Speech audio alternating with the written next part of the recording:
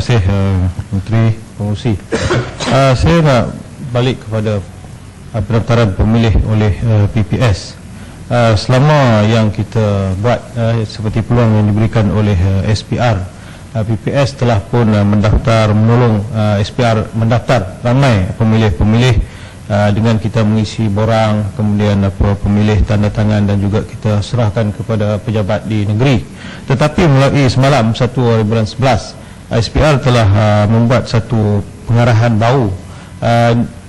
Pendaftaran tidak akan diterima melainkan dengan photostat kad pengenalan. Jadi saya nak mendapat penjelasan daripada Menteri, apakah ini arahan yang dikeluarkan oleh SPR ataupun hanya dikeluarkan oleh pegawai di peringkat negeri. Maknanya sekarang ni kena daftar menggunakan photostat kad pengenalan. Selama ini kita daftar tidak mempunyai photostat kad pengenalan. Kita hanya menulis apa yang ada di dalam kad pengenalan. Kemudian jika sekiranya tersilap, SPR akan memberitahu kita lah. Ini kadang-kadang kita dapat photostat tu agak sukar untuk pengundi-pengundi yang baru ni nak beri kepada kita. Mereka tanya macam-macam lah. Kita nak buat itu, buat ini, nak berlaku penyelewengan. Jadi saya rasa ini mungkin arahan baru yang perlu penjelasan daripada pihak Menteri dan juga SPR. Terima kasih. Okey. Okey. Terima kasih Menteri Pengurusi dan Menteri. Di sini saya nak jawab, nak tanya soalan nak tanya soalan tentang SPR. Yang pertama sekali, saya nak tanya mengenai peta yang dibekalkan oleh SPR. Sekiranya SPR memang menggunakan GIS untuk lukisan peta kawasan Parlimen London, mengapa peta tersebut tidak mengikut peta nisbah dan tanda pandu yang langsung, tidak wujud dari dunia sebenar? Kedua, sekiranya SPR mempunyai piawai dan kaedah untuk mengenai pastikan lokasi pengundi untuk pemilih, senaraikan kaedah dan piawai yang digunakan. Salam. Terima kasih.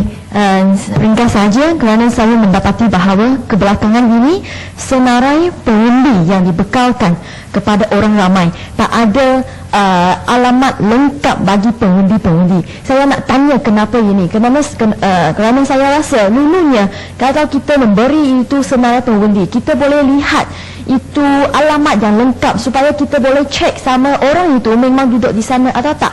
Tetapi sekarang saya rasa alamat itu tak lengkap punya. Ada yang tak ada jalan, nama jalan, ada yang tak ada nombor pintu, ada yang ada nombor pintu yang kosong punya, zero. Nombor pintunya adalah zero punya. Jadi saya rasa kenapalah, kerana dulunya kita boleh dapat itu alamat lengkap dari senarai pengundi, tetapi sekarang kita tak dapat lagi. Jadi saya mintalah satu penjelasan daripada Menteri. Terima kasih. Ya, ini tajam. Batu jaga. Maaf, batu jaga. Terima kasih Datuk Datuk Pengurusi dan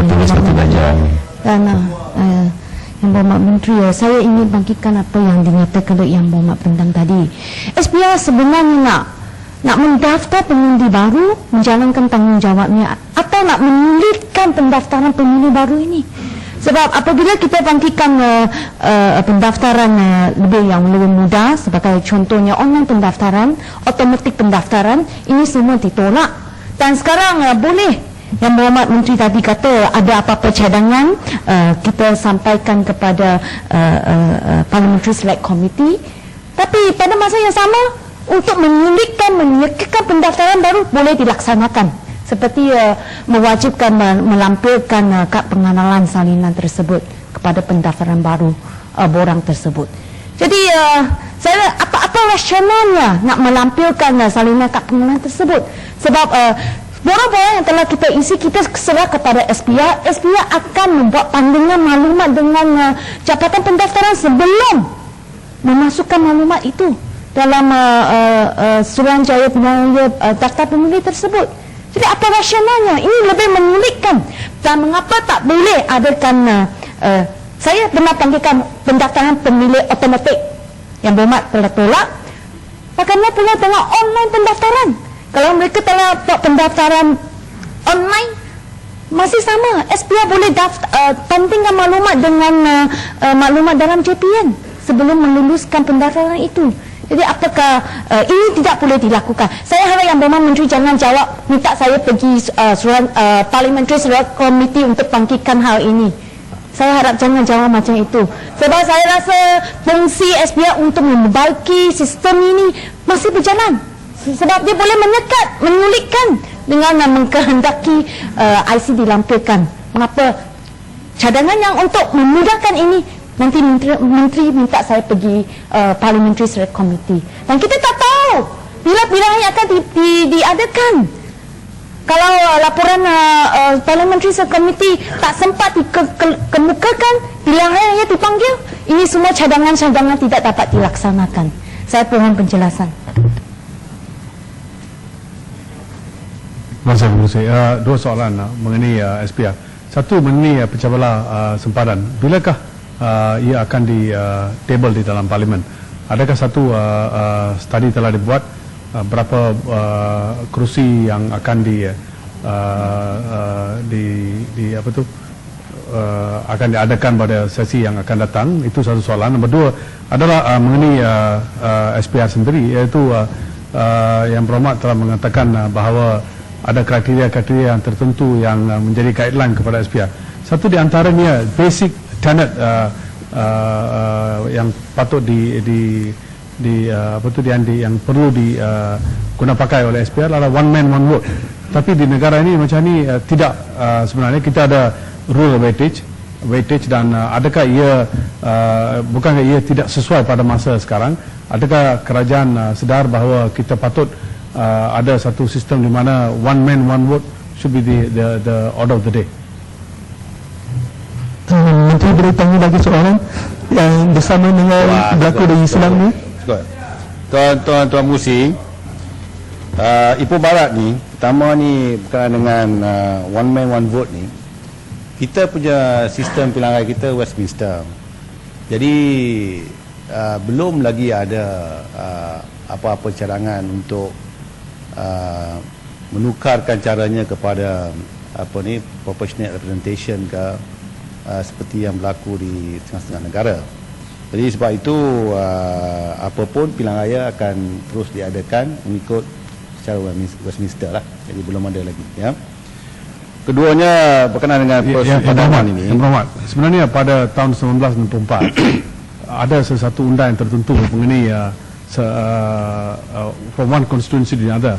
Ia telah diubah suai, di mana pada masa itu setiap konstituensi dengan satu konstituensi lain hanya boleh berbeza 10%. Tetapi itu pada masa itu tahun 60-an. Sekarang one man one vote, it should be the order. Kenapa kita tidak kenapa kerajaan tidak mengiktirafnya setakat itulah. Setakat kalau kerajaan mengiktiraf dan memberi tahu kepada SPR, semestinya mereka akan menggunakan pakai kriteria tersebut. Kenapa keengganan tu? Dalam satu masa Yang Berhormat nak SPR bebas, dalam masa yang lain pula suruh kerajaan arah pula SPR suruh buat macam tu. Mana boleh macam tu? Tak boleh macam tu. Jadi macam ni, kita ada sistem di mana kalau maknanya, sebab cara kita menjadi wakil rakyat bukan hanya sekadar untuk membahas dalam dewan, sebab kita juga memberikan khidmat peribadi kita kepada pengundi-pengundi kita di dalam kawasan yang kita wakili. Jadi dia mengambil kira perkara itu juga. Sebab itu kalau satu kawasan terlalu luas, ini akan menyukarkan wakil rakyat itu untuk berkhidmat kepada pengundi dia, kerana kawasan terlalu luas. Sebab itu sistem kita sekarang ialah kita ada 3, iaitu bagi kawasan urban 60,000 ke atas, bagi kawasan suburban 60,000 kepada 30,000, rural 30,000 ke bawah. Jadi ini dilakukan kerana kita punya cara kita punya berkhidmat sebagai wakil rakyat. Wakil rakyat di negara lain dia hanya bercakap dalam dewan saja. Dia tidak memberikan khidmat peribadi sebagai wakil rakyat kepada dia punya pengundi-pengundi di kawasan dia. Jadi sebab itulah kita masih lagi mengambil kira, iaitu kawasan luar bandar, dalam bandar diseimbangkan supaya wakil rakyat dapat memberikan perkhidmatan yang baik kepada pengundi-pengundinya. Sebab kita juga ada kawasan negeri seperti Sabah, Sarawak. Kalau nak dikirakan one man one vote, semuanya 90,000. Saya ingat setengah negeri Sarawak tu hanya satu je wakil dia. Jadi sebab itu yang bermakna kita masih lagi mengambil kira kawasan, ya, kawasan. Cukuplah benda. Saya tak akan Yang mungkin bukan kalau di Australia Ya. ada satu konstituensi Okey, as big jadi as cukup Malaya. saya bagi penjelasan. No, satu Itu konstituensi as big as sebenarnya- Malaya. itu sebenarnya Kriteria yang digunakan ahli parlimen SPR diberi kepada saya. lebih kemudahan. Jadi Yang terkini, yang dia given helikopter, jawapan saya. given cars, Ya. given Keduanya, best facilities. Itu keduanya berkenaan nak bagi penaik apa dia pun ketua bangkang dia bangkang cakap tentang tahun lah apalah. Jadi keduanya persempadanan ini sekejap. Persempadanan ni sebenarnya yang awak pun tahulah, kita tak ada 2/3. Nak lepas macam mana, kan? Kali kita bincang, bukan tak berani, tak percaya sebelah sana, sebab tak boleh pakai sebelah sana. Tak boleh pakai, tak boleh kalau fair janji. kita setuju. Tak boleh pakai. in respect kita setuju. Ini jenis Tapi tak berani. orang kata apa ni, dia Dia boleh akan offer. tikam belakang. Kita tak. Jadi tak percaya boleh pembangkang langsung kan? Memang tak percaya. Hah? Betul, memang tak percaya. Mana boleh? Memang tak percaya. ini Hari yang kita nak dapat sokongan 2/3 nak pindah perlembagaan, pada hari itu kalau dia tarik sokongan, orang kampung bukan tahu. Lapor dalam surat khabar kata kerajaan gagal untuk jangan takut macam tu usul yang persembahan. kita Jadi responsible orang opposition. kita apa ni, kita tak hadirkan, kita kalah. Responsible opposition. Wah, sebenarnya kita tak ada 2/3, itu saja. Sebab tu yang mak kita tak percaya lah. Saya tak percaya. Saya tak percaya. Tuan Ketua, Tuan Ketua, Sebentar ya, Mak. macam kita ada tentang kuasa nak tengok elang. Ya? Hari itu kita duduk, kita dah bincang. Semua dah setuju. Ya, semua dah setuju, dan saya pun dalam dewan dalam jemaah menteri bagi tahu Perdana Menteri boleh naik. Perdana Menteri kata semua setuju, sir, don't worry. Lepas tu pada hari berkenaan 3-4 orang kata tak setuju. Macam mana nak percaya orang macam ni? Yang tu untuk diri sendiri pun kita tak boleh nak percaya, apatah lagi benda-benda berkenaan dengan persempadanan. Saya tetap tidak percaya kepada pihak bangkang. Itu saja. Tuan Ketua.